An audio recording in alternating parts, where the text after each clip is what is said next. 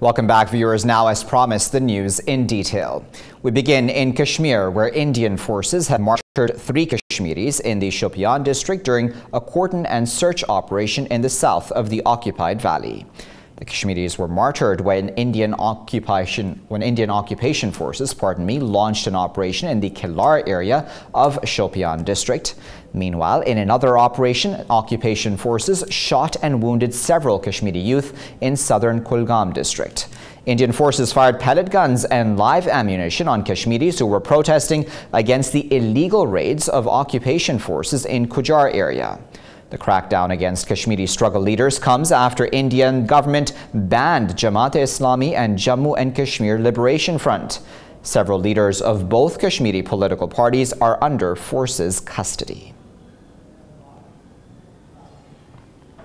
Well, the United Nations Security Council has overwhelmingly rejected and condemned the U.S. recognition of the Syrian territory of the Golan Heights as Israeli territory.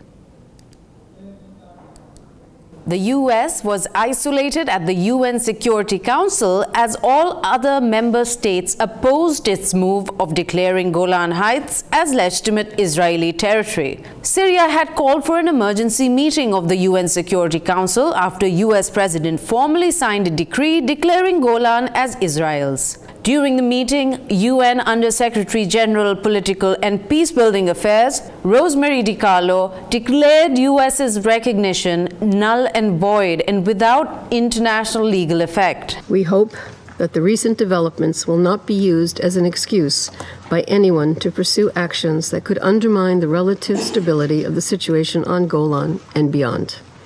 We will continue to closely monitor developments on the ground and will keep the Council informed as appropriate. Thank you, Madam President.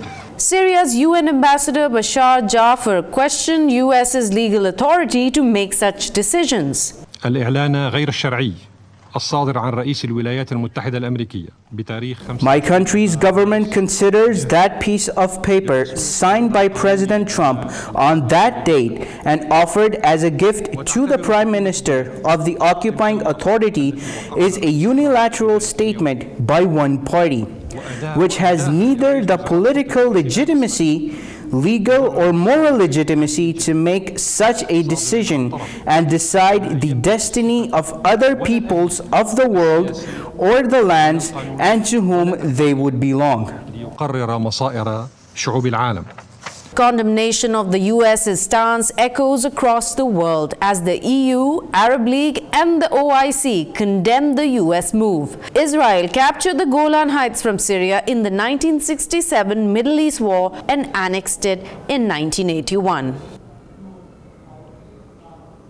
British Prime Minister Theresa May has promised to quit if her twice-defeated EU divorce deal is passed by Parliament at a third attempt. The U.S. was isolated at the UN Security Council as all. Using what many believe is the last trick in the box, Prime Minister Theresa May offered to step down if MPs signed up to her Brexit deal negotiated with the EU. However, Parliament's bid to agree to alternatives also fell short, sealing the Brexit deadlock even tighter. Addressing Parliament, Theresa May urged MPs to deliver the will of the people as reflected in the referendum. The objective that we should all have is being able to guarantee, the objective we should all have is being able to deliver Brexit and guarantee delivering Brexit to the British people. Opposition Labour leader Jeremy Corbyn alleged that Theresa May's Brexit negotiations have been about her party management, not principles or the public interest. The Prime Minister faces, Mr. Speaker, a very clear choice. The one endorsed by the country and many of her own party. Either listen and change course or go. Which is it to be? Later, the British parliamentarians failed to secure a clear backing for their 8 proposed Brexit options after taking control of the process for a day. The ayes to the right, 441. The noes to the left, 105. So the ayes have it. The ayes have it. Unlocked. Brexit Minister Stephen Barclay insisted that Theresa May's deal still is the best option. The results of the process this House has gone through today strengthens our view that the deal the government has negotiated is the best option.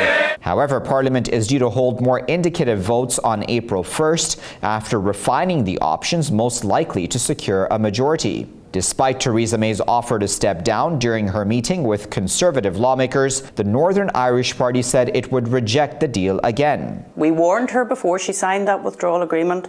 We wrote to her, you will recall, in relation to all of these matters, but she decided to go ahead.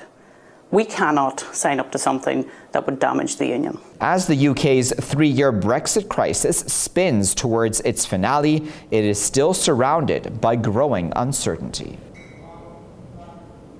The United States has threatened Russia with probable military action if it does not withdraw its troops from Venezuela. U.S. President Donald Trump, speaking to reporters at the White House, said that all options are open to oust Russia's military. Rejecting Washington's allegations and warning, Russian Deputy UN Ambassador Dmitry Polyansky said it is not up to the U.S. to decide the actions and fate of other countries. Earlier, U.S. Vice President Mike Pence said Russia's intervention in Venezuela is an unnecessary provocation. He called on Russia to cease all its support of Venezuela's President Nicolas Maduro and his regime and stand with opposition leader Juan Guaido. The statement comes after 2 Russian Air Force planes containing nearly 100 troops arrived in Venezuela last weekend. Meanwhile, Venezuela's second blackout this month has entered the 3rd day. Work and schools were cancelled for a second day after power went out on Monday afternoon in much of the country. Viewers, it's time now for a very short break. A lot more news still to come. Stay tuned.